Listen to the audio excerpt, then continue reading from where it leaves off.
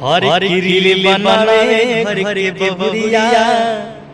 हरे नाचे घूमता हटाई जवाना बदली हुई, जवाना बदली हुई कि जींस पहिरी रे नमकी छोकरिया, आरे नाचे घूमता हटाई जवाना बदली हुई, जवाना बदली हुई। अरे फेसबुक को फोटो डाले, और रोजे फिल्टर मार के कि धइले बनाताई, और कियो यौरी कुमार के